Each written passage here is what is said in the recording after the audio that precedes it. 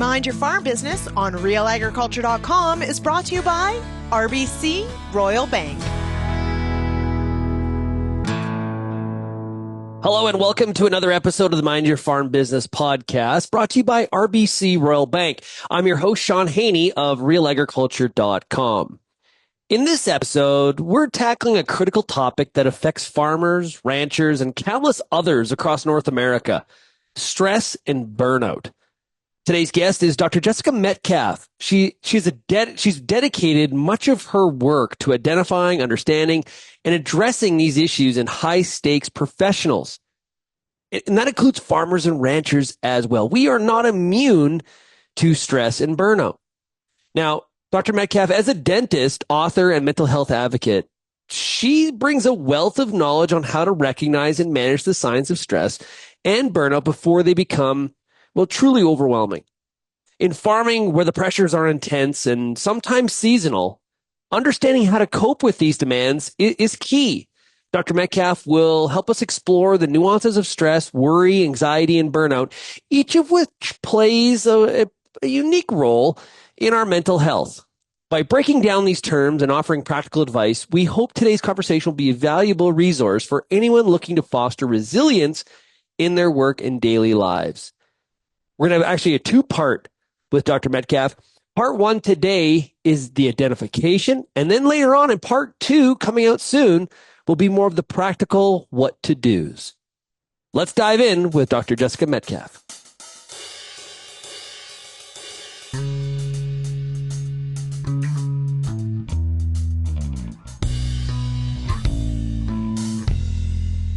Dr. Metcalfe, welcome to the Mind Your Farm Business podcast. Thank you so much for having me, Sean. I'm super excited to be here today. It's a very important topic, and one that is being discussed more and more in farming country for sure. Farmers deal with a lot of stress and pressures, no different than somebody that is a dentist or, a leader of a country. We all have different kind of pressures in our lives. And what we do about it is one of the big things that we are going to be talking about here today. But first, I wanted to start off with identification. When I went through your book, Speak Kindly, You're Listening, identification is really critical here. So there's a difference between stress and burnout. And how do I know? So this is a great question. And I think over the last few years, stress and burnout have just become synonymous, and then you tack in anxiety and worry, and then now you've kind of just have like a melting pot of a bunch of words. And I think it's really important that we understand and identify what each one of those items are to be able to then figure out, okay, what is actually happening inside of me and what am I feeling at this point in time? So let's really break it down. So we have stress, which is your physical component. It's what's happening in your body. It is known as your flight or fight response. It can also, so the opposite of your flight or fight response, or just a different parallel pathway, is your rest and digest. And so when you are not necessarily experiencing stress, then your rest and digest, a different neural pathway is activated. So let's go over stress is that physical component. It's that increase in heart rate. Maybe you start sweating along your neckline, you get a pit in your stomach, your chest feels a little bit heavy too, or even tingling in your fingertips as well. So that is completely unique to you as an individual. Then we have worry, and worry in and of itself is the psychological component. So it's what's happening in the mind. It's where you then start to maybe catastrophize or think the worst case scenario. But realistically, we've condemned worry as being something bad. And the same thing with stress, where at times people tend to promote, okay, well, you need to be stress-free or worry-free. There's no such thing. And the reason for it is that our bodies actually need a little bit of worry and a little bit of stress for multiple reasons. A little bit of stress helps us to be able to start to react to our surrounding environment. And a little bit of worry actually helps us problem solve. And that's the whole point of a little bit of worry. Now, when you take the combination of stress, which happens in your body, with worry, which happens in your mind, you get anxiety. And anxiety is that combination. Now, a little bit of anxiety isn't necessarily a bad thing. So just like a little bit of something is okay, when it becomes too much, then we start to see declining effects in our body. So whether it's other mental health concerns or physical ailments like stomach ulcers or insomnia. And with a little bit of anxiety, that is a temporary, short-term reactive shift to whatever is happening in your life at that point in time. It could be work or it could be personal. Burnout is not that. Burnout creates a blunted state. It's a feeling of helplessness and hopelessness. And because it happens over a period of time, that means it takes years in order to come out of burnout. Now, when we look at burnout, burnout was classified as a workplace phenomenon in 2018 by the World Health Organization. But we know about the symptoms that have been happening even prior to then. And it's not just a workplace phenomenon, because you can have caregiver burnout, you can have relational burnout, and you can have parental burnout. So to identify in short terms, burnout has 3 categories. It has exhaustion, that's one pillar. The second pillar is depersonalization, cynicism, irritability, and compassion fatigue. So that's the second pillar. And then the third pillar is this feeling of less than. So you start to lose your confidence. Do we take burnout seriously enough? And the reason I ask that question is we sort of flippantly say, oh man, I'm just so burnt out. But maybe I'm just tired today. I may be misidentifying and I'm misusing a pretty serious condition. Yes, and that is one of the reasons why I think we've lost what the true definition of burnout is, which means then if you don't know what true burnout is, you may not be classifying what your symptoms are as burnout. And what the research has shown is that it can take 1 to 4 years to recover from. So there is a difference between saying, you know what, I'm really stressed and I'm really worried because there is this event that is happening in my life right now. But if you are going through the motions and you now look into what true burnout is, and if that is what you are experiencing, then it's time for you to reevaluate what is happening in your life so then you can change certain things so you're not chronically fatigued, so you're not cynical towards your employees or the people in your life, or that you have troubles making confident decisions because you just don't trust in your own abilities anymore. So it's looking at that as a whole. If you're just kind of offhandedly saying, oh, well, I'm burnt out, I urge you to change that vocabulary and say, you know what, I'm kind of stressed right now because of, and then fill in the blanks. And this goes to my book, since you mentioned it, Speak Kindly, You're Listening. Words matter and have meaning. And so how we choose to interpret it makes a huge difference on how our internal chemistry and our internal consciousness is then looking at the scenarios that we are placed in. Stress is kind of like, I think about it from a muscle standpoint, right? You need to put stress on your muscles in order to kind of stimulate that growth. But we can't injure ourselves, and we put too much stress. And if you've ever had something like a pulled hamstring or a torn bicep, maybe some tendonitis in the elbow, tennis elbow, it's incredibly painful, and you'll never forget that. So it's kind of very similar to that, isn't it? Yes. So there's something called eustress. It's called EU-stress, and it's good stress. And good stress allows us to stay on our toes, to react in certain ways that allows us to problem solve. It creates a chain of events for us. So a little bit of stress when we're pushing ourselves even outside of our comfort zone. There's our comfort zone, which is one circle, and then there's this uncomfortable zone that we don't like to be in, and that makes us feel uncomfortable, and that might activate our flight or fight response and activate that stress response. Okay. If we push ourselves too far, we actually recoil back to our comfort zone because we think we can't do something. So we have to give ourselves enough so we're not pulling our hamstring completely, but that we're building it over a period of time to be able to get to that point in time where then we're leaning on it. And now that's our new comfort zone because we've built those skills. But we have to give ourselves the opportunity to be able to stretch it, to build it, to grow it. So then we're not all of a sudden tearing ourselves down thinking, okay, well, I can't do this thing because I'm too tired, or it makes me too stressful, or I feel uncomfortable. And when we break things down to those items that exist in our body, it doesn't have to mean that something bad is happening to us. It feels uncomfortable. And because it feels uncomfortable, we don't want to do the thing. Capacity. Yes. For high amounts of stress.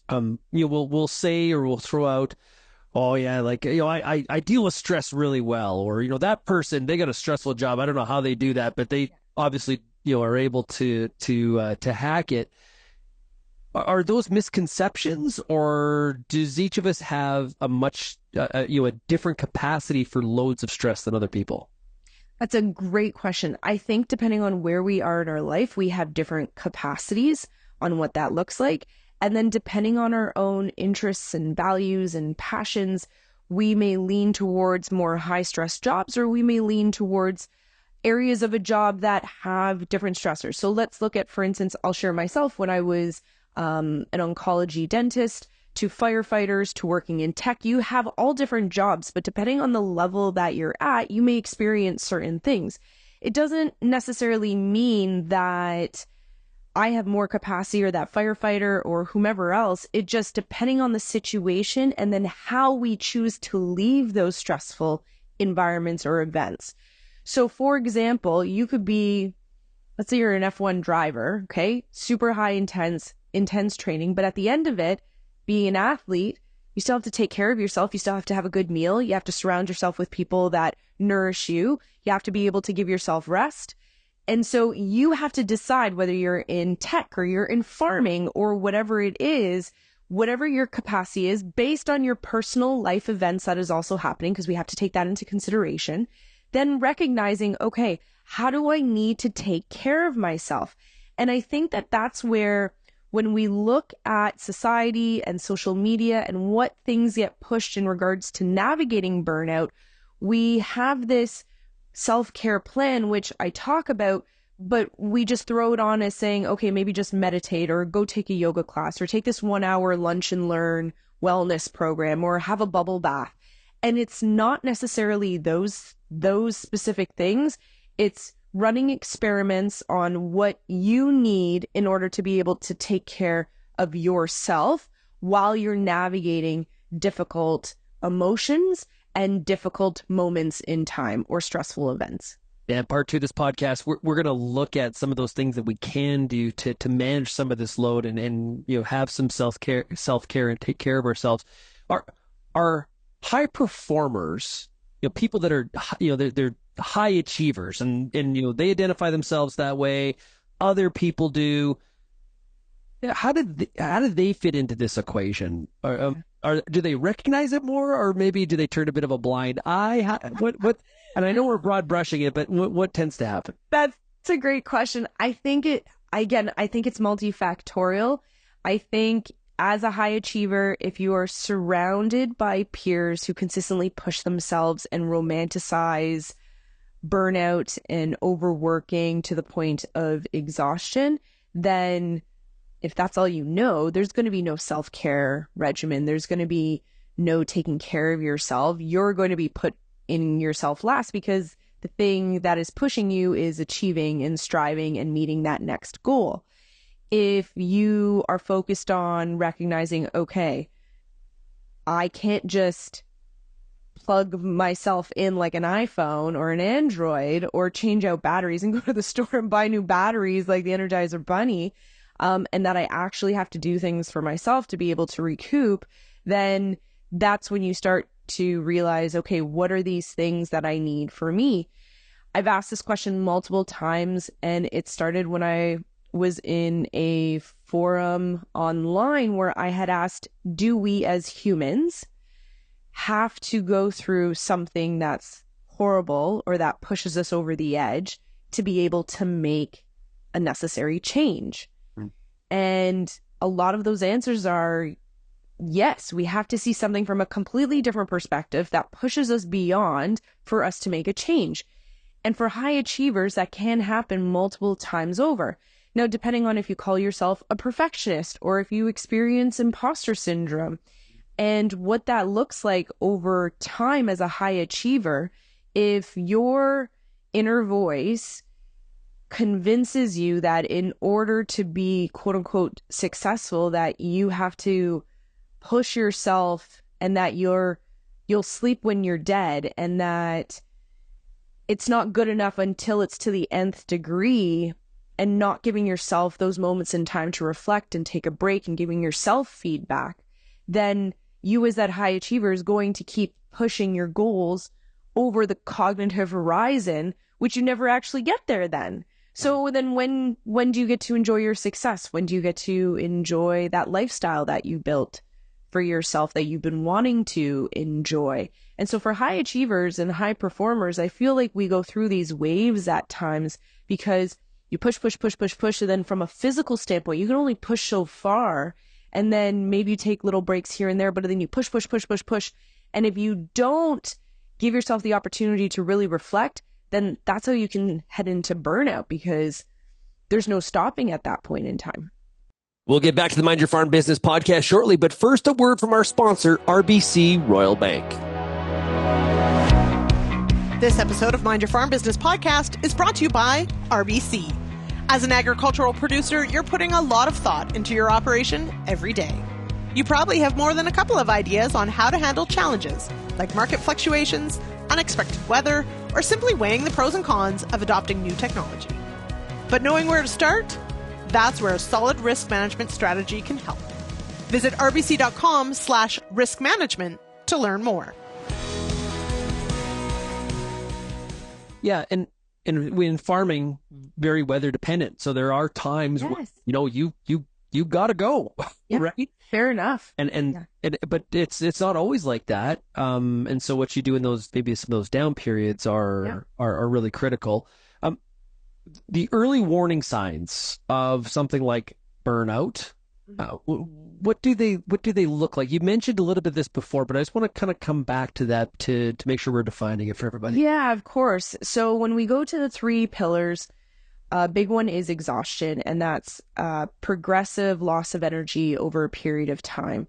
And so maybe it's taking you longer to get going in the morning, or you don't want to get out of bed at this point, or you're noticing you're slower to begin with, or you're chronically fatigued all the time, and a good night's sleep, even though you get your 8-9 hours, you're still feeling groggy the next morning, and that it's a challenge to keep going and get going. And then in regards to mental distance, so that's our pillar number 2. That's what's happening from within. So depersonalization and detachment is where there is a disconnect from who you are and what you have to do. And under that umbrella follows irritability, cynicism or cynical attitude towards your employees or coworkers, and then compassion fatigue. And in farming, you're a helping community to begin with. And so you start to lose compassion when you're burnt out because you don't have enough compassion for yourself at that point in time. So it's saying things like, well, so-and-so gets to do that and I'm not allowed to do that. And it's like, well, who said you're not allowed to do that? Right? And now it's, if usually you're level-headed or you're going through emotions and you're not as reactive, cynicism and irritability, now you become overtly reactive. So it's the little things that tend to set you off a lot more now. And then when it comes to the 3rd pillar, which is this feeling of less than, you literally just tear yourself down. And so you have this lack of confidence, which means then you have a disengagement from those moments in time where you need to make those big, heavy decisions during the most challenging or busy times of the year. And you start questioning yourself and you lose trust in your capabilities. And now you have a harder time making those decisions. And so there's all these little things that end up popping up that over time we think, oh, it's just because I'm tired and so has really pissed me off right now. And that, you know what, it's just this one decision. I'll just put it off until later. Those are all little things that add up that are a part of the definition of burnout. And so I urge you to then take a look at it and say, okay, if these are patterns that keep on happening over and over again, what's going on? Because so my first book, Speak Kindly, You're Listening, is all on the internal work. And that's where you have to evaluate and reset those goals and build up that confidence and really navigate that inner voice and how you're choosing to take care of yourself. But once you've done all that work, then you've got to look at the environment. What's happening in the environment? Who are you working with? Who are you working for? And what does that look like for you? Is this a toxic workplace culture? What are the team dynamics like? What is the leadership style like? Because after you've done all the work and you're still experiencing burnout, then that's when you go and say, I've done the work. I've put in the months, the years, and I've changed certain habits, and I'm truly taking care of myself. And if something isn't working now, okay, you get to evaluate the environment. Now, I just talked about work in that moment, but that's when you get to evaluate your relationships, the people that you hang out with, what's happening at home, what's happening with your kids. Are there challenges that are going on?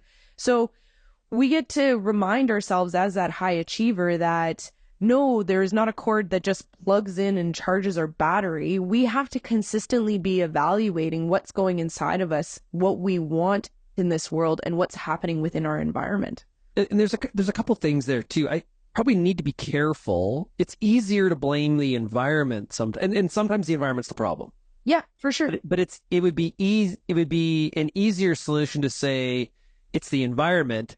It's actually not me. Yeah. And at some point, there's a pattern that develops where it's like, the last three environments is the problem. It actually, at some point, gotta kind of look in the mirror here a little bit. That could be, I could see that being an issue. And you also made me think about the exhaustion. A friend of mine went through this where he 50-ish and was always exhausted. Thought it had it turned out he had done like a blood panel, I think they call it, right? And he found it actually was this testosterone that was really low. So it is important to make sure that we're looking at sometimes the full picture, because the worst thing would be to misidentify. 100%. And this is why when people talk and just throw around the word burnout, it's like, okay, but like, what is actually going on? Because I completely agree with you. You need to, at that point in time, because burnout can take 1 to 4 years to recover from. So now you're doing the work that you can do. Then it's seeing your doctor. Then it's doing the blood panels, the complete blood counts. It's checking your hormonal balances, because not all physicians will check certain things as well. Right. So big things within North America is where we live. So more north, depending on, you're already likely deficient in vitamin D and how that actually affects you, right? And then hormonal is depending on where you are in your life. For women, there's more talks coming out in regards to perimenopausal and menopausal, but a whole bunch of anxiety has been linked to menopause now. So there was an inaccurate diagnosis, which means that there was an inaccurate treatment that was happening. And the same goes true. So if testosterone is low, it doesn't matter how many sleeps you get at that point in time, your testosterone is still going to be low. So it's navigating. So it's you taking a look, and that's why navigating that internal component and figuring out what it is. Something that you said where when it's the environment and people keep blaming the environment, this is why the Great Resignation and then job hopping became such a thing for a period of time. And we're seeing a decrease in it. And a part of that is because people just always blamed the environment.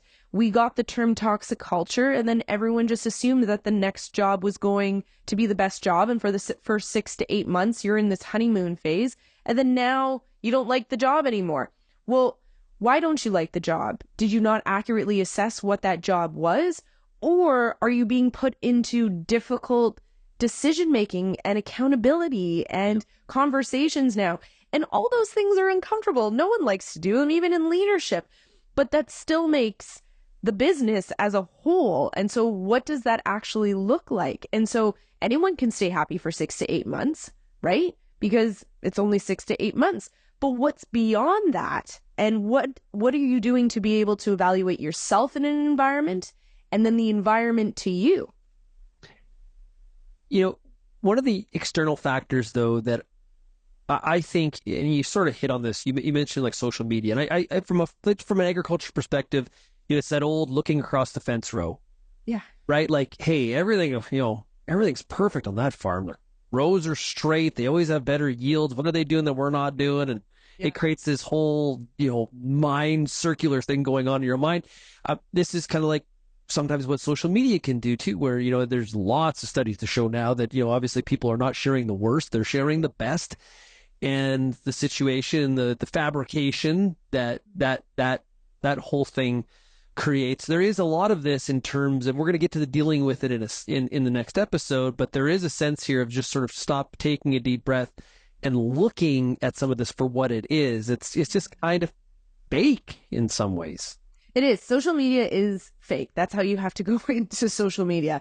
As much as there are creators, influencers, and thought leaders out there who are showing, I hate the word authentic because I feel like it's just been so overused, but it's really showing the behind the scenes, and that not everything is always hunky-dory and all of that stuff. And I recognize that that's hard to share at times. So kudos for the people who are trying to be able to show that side of it. But I would say a large percentage, and I don't want to put a number on it, but I would probably guess like 85% or higher is all fake. And why do we take the photos or the videos that we want to be able to post? Because then we want to show others that, okay, I'm doing well as count me in, like I'm in this. But we also have to see that not just the fakeness, forget the fakeness side of it. When people are actually posting, if you're only posting every once in a while, it's just a snapshot in time, right? So it doesn't actually share with you. So let's think of a before and after photo, okay? Before and after photo, you don't see the years, the struggles, tears, everything that happens in between that actually allows you to get to that point. Maybe the falls backwards or the remaining consistent instead of the growth. Because what we neglect to realize is that growth is just as good as sustainability, right? And we're always thinking that we got to reach that next thing. And what's wrong with just being happy, staying where we are too? Like that's just as important. And so if we remind ourselves when we head onto social media that we recognize that this is a space that is curated depending on also your algorithm, because if you're staying on videos for a longer period of time, if you're liking certain things or commenting, then you're only going to see certain things. And so something that I urge a lot of my clients to do, especially when they're navigating social media, is you can have your business one, you can have your personal one, but then have one for like just your hobbies, because you're going to notice that the algorithm is completely different and it's going to push you all the things that you want to be able to see with that. And when you notice that you can actually use the algorithms for good at times, then social media doesn't have to be this pit of despair where as soon as you log in and you think, I'm so far behind and I'm never going to be able to catch up, because that's not the case. We're all at different chapters in our life, and I can't compare my 4th chapter to someone else's 25th chapter because we're just in 2 different pages of our book. Yeah. We have lots of personality traits and characteristics across our audience of farmers and ranchers. Are there some mindset characteristics or personality traits that make someone more susceptible to something like burnout, especially in a high performing required environment like farming and ranching? So I would say the more high stress jobs, depending on how you choose to take care of yourself. So separating work, and I'm not talking, because I recognize from a farming perspective, it's not a regular 9 to 5. It's not that. So I totally get that. You have your different seasons, and depending on what that looks like, it's going to change for you. And so it's maybe recognizing during those more high stressful periods of time, if you notice that when you leave social media, you don't feel good, maybe don't go on social media during those high stressful times. So are people more apt to becoming burnt out if they are in a high stress job? I don't necessarily think so. I think it depends on the pressure that they also choose to put on themselves, the goals that they want to achieve, and the people that they work with. Because you can work in a high stress job, make sure you take care of yourself, continually push yourself, and be happy. Like, that's totally possible and totally reasonable. But it's recognizing that sometimes not all of those, and this is why I say work-life balance is a scam. There's no 50-50 on work and life. It just depends on where you are in your career, the time of year, and navigating what that looks like for you. Huge thank you to Dr. Jessica Metcalfe for joining us here today and sharing her expertise on such a personal and often overlooked issue in agriculture. It wasn't too long ago. We just didn't talk about this kind of stuff. The identification here of stress and burnout is absolutely key. Dr. Metcalfe has given us much to think about as we look for ways to care for ourselves and our families. Coming out soon in episode 2, we'll have another conversation with Dr. Metcalfe where we talk about, now that we've identified stress and burnout and worry and anxiety, what do we do about it? What are some of the practical things that we can incorporate and implement on a personal basis or maybe amongst our farm team to reduce some of the consequences? For the high achievers out there, and I know many of you are, you're a high achiever, you're hardworking, you're farming, you're ranching. Today's discussion was a reminder to take a step back and really check in with yourself. What pressures are pushing you and how you can handle them in a healthy way. For more episodes of the Mind Your Farm Business podcast, head over to mindyourfarmbusiness.com. You can also call the Real Ag Feedback line, 855-776-6147. Thanks to RBC Royal Bank for making this show possible. And thank you for listening. Until next time, keep on minding your farm business.